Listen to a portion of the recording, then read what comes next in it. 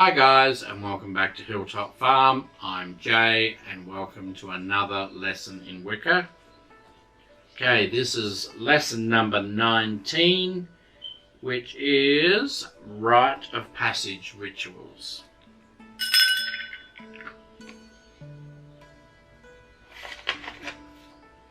Right.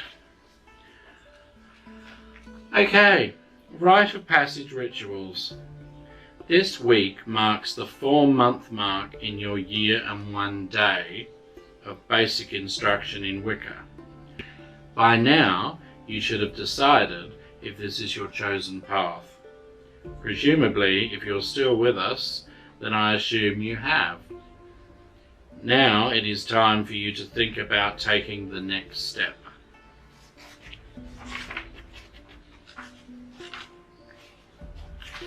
You need to sacrifice your firstborn. No, I'm only joking. Okay, that was only a joke, so please don't take that seriously. Now, rite of passage. An important milestone in someone's life. A dedicant. A person who is an apprentice in witchcraft. Dedication. This is where the individual accepts the craft as their path and a promise to study and learn to reach the goal of adeptship in the given path. A dedication of faith is not something to enter into lightly, nor is it truly necessary, but it is a method of acknowledging your seriousness or honest devotion to your chosen spiritual path. It can be seen as a stepping stone, a beginning, and even a partnership between you and your spirit and the divine force you have chosen to honour.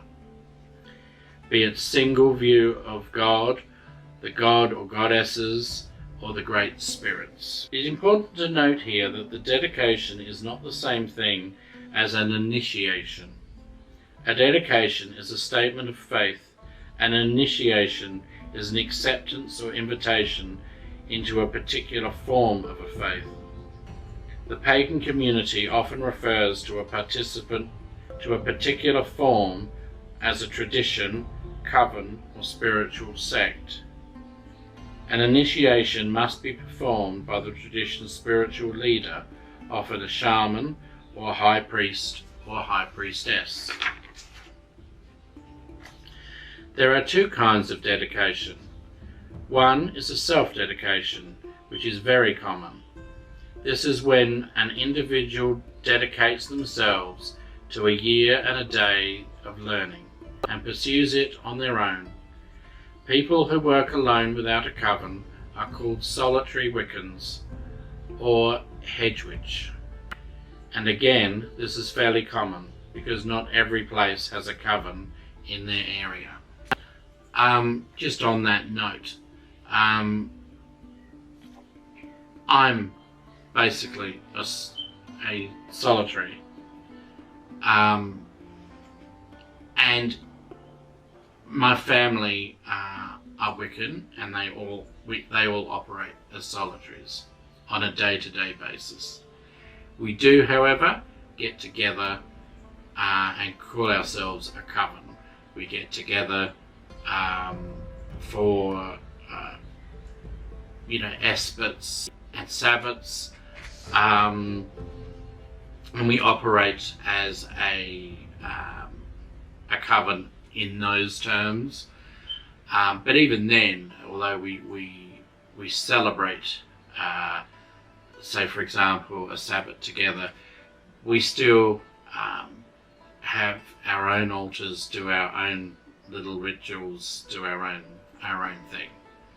So don't be afraid or embarrassed about being a solitary. Most people are. Okay? And I consider myself a solitary. A dedication is often performed by a solitary practitioner during a private ritual, in part because solitaries sometimes feel their rituals are very personal and private matters which are not to be shared, or because there are very few fellow pagans in their area to share their mutual studies or devotions with. It doesn't matter if you devise a ceremony for yourself to be shared with friends or family or with an entire community. The choice is yours. One thing to keep in mind, however, a dedication ritual is something you should construct yourself. It is your dedication, so it should be your energy that creates and conducts the ritual itself. In regards to Wicca, dedication is the act of devoting yourself to a year and a day, or longer, of learning about the craft non-committally. You are making an oath between yourself and the gods that you want to learn about Wicca. At the end of a year and a day, you may choose to formally decide you are Wiccan, or you may walk away from it and follow another path. Dedicating yourself may seem overwhelming. Realize that you are only dedicating yourself to what you want to accomplish.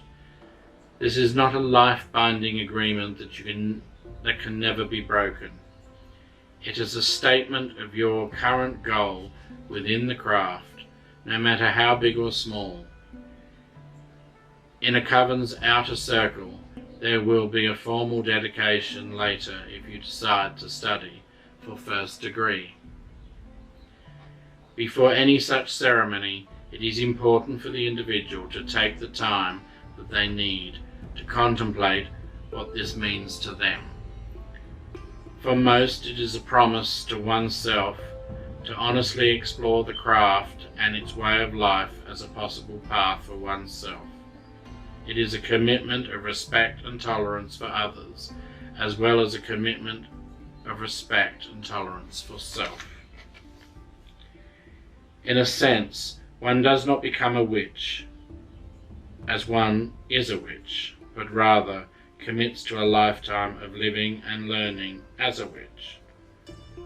In the word of the witch, there is no stagnation, only the constant flow to work within harmony with the seen and the unseen worlds around us.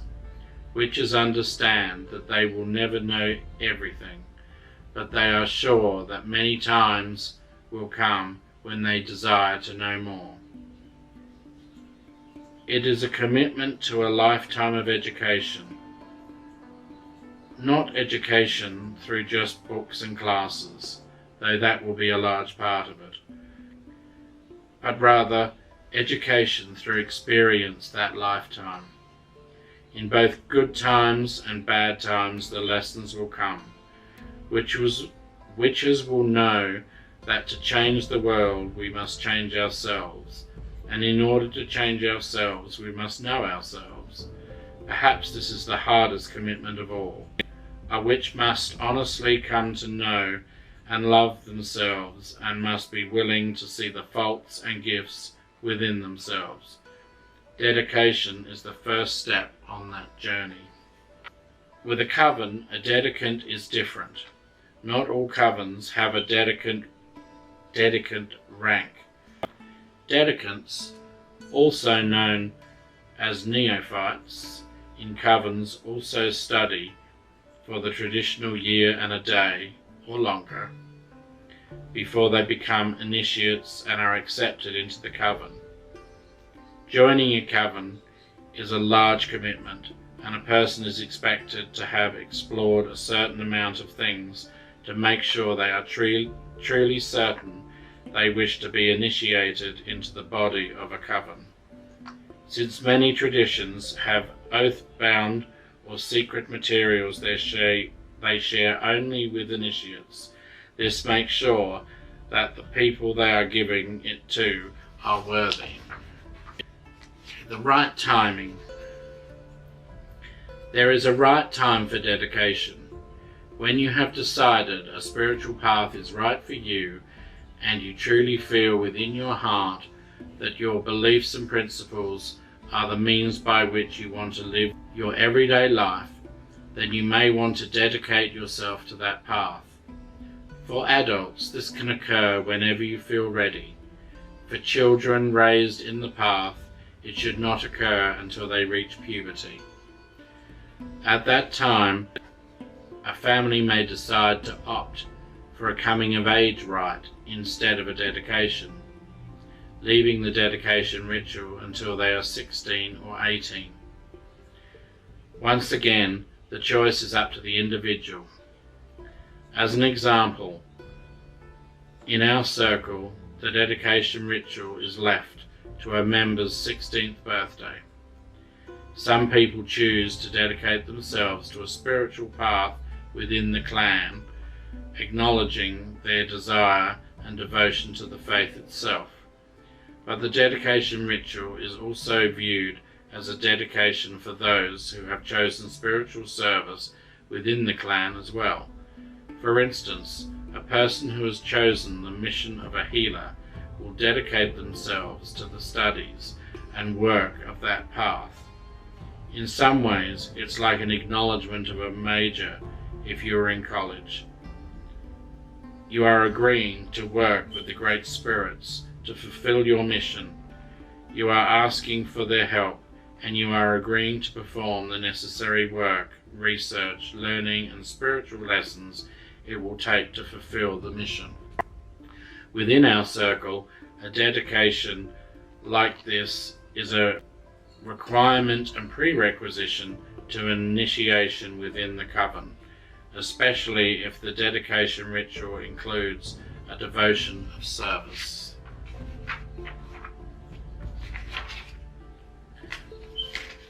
There is also a good time to perform the ritual itself, during the winter or summer solstice. These times are perfect for new beginnings and goal setting. Here's the big part. You don't have to be perfect. If you make a mistake, it's okay. Remember, you are learning. Do what you can to make it fun and a happy path. The dedication. We come so far and often know that we can go no further without a milestone, without crossing some unseen but potent line. It marks the passage of a girl to a woman, a boy to a man, more so than any other rite of passage.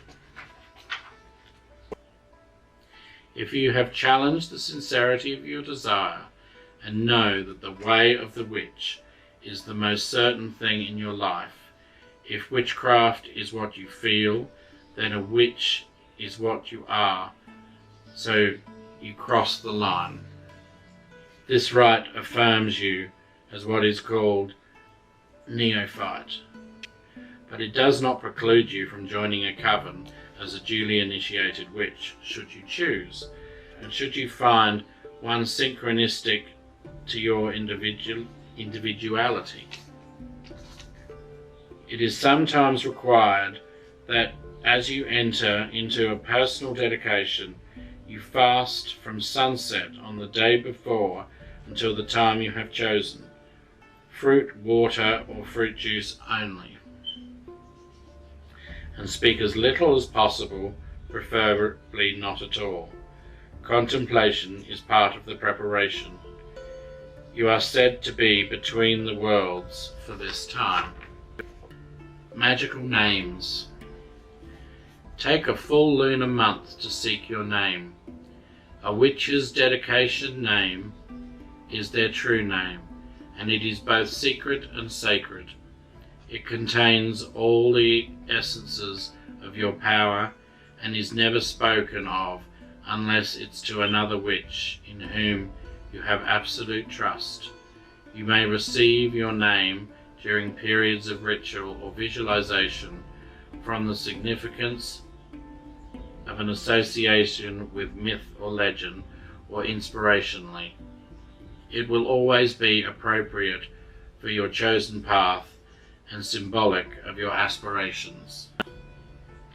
A name, the basis of identification on which people will know you, and you will know yourself. It is common in many cultures to accept a new name upon the completion and start of different cycles in one's life. During a dedication ritual, a new witch announces his or herself with a new name. This name is called a magic name. We do this because it creates part of the identity that we convey at this time in our life. Remember that to feel magical makes you magical. There is no power on this earth like the power found within yourself. Choosing a magical name is never easy. Everyone wants something individual, something special that only we will be known as. In today's world, it's quite a difficult task because of our grand population. Some people have even taken to claiming more than one name as a way to safeguard their individuality. Other variations of your name could also keep it special. Different pronunciations or different spelling can change the ordinary into the extraordinary. Your magical name should be whom you see yourself as. Be inspired by the beauty within yourself. Chances are your name is already chosen in the back of your mind, and all you need to do is set it free. You may even want to have two names. The first will be the name you tell only those of like belief. The others would be the name you use in your magical rites, known only to you and to the divine. Your magical name is special. Unlike the name your parents gave you, it fits who you really are right now, in this particular stage of your life. You should feel comfortable with this name. Your coven name, that of first degree, will be different.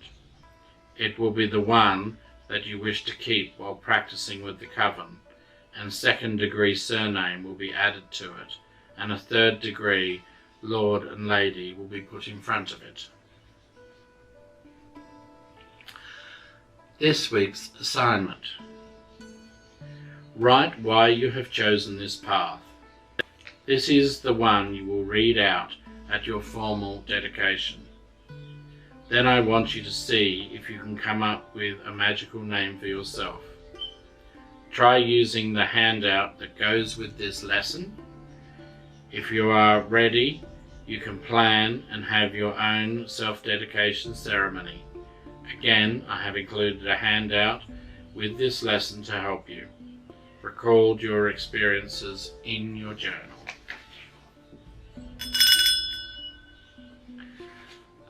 Okay, so that's lesson 19. Now, see, things are starting to get a bit more serious now, aren't they? This is the handout I mentioned at the end of the lesson. As it says down below in the description will be the link to lesson 19, as well as this handout that goes with it. This is about choosing your magic name. Okay, and there are some ideas. If your mind's blank, you know, there are some ideas that might help you there. Yeah, so go through this, read through all the different ideas and see what you come up with. And as it says, your dedication name is your, you know, it's the first step. And then if you go on and you do like a first degree in Wicca, you will get a surname to go with that. And if you go on to do a third degree, then you'll have Lord or Lady tacked onto the front. Okay, and as I say, description down below will have links to these printouts. Okay, also in the description below is the link to our Patreon page. Do please go and have a look and maybe consider becoming a Patreon of the channel, and you will be one of Hilltop's School of Witchcraft schoolies when you join that. If you enjoyed this video, give us a thumbs up, hit the subscribe button and hit the notification bell so you get notified every time we release a video. And until next time, it's goodbye from Hilltop Farm. See ya!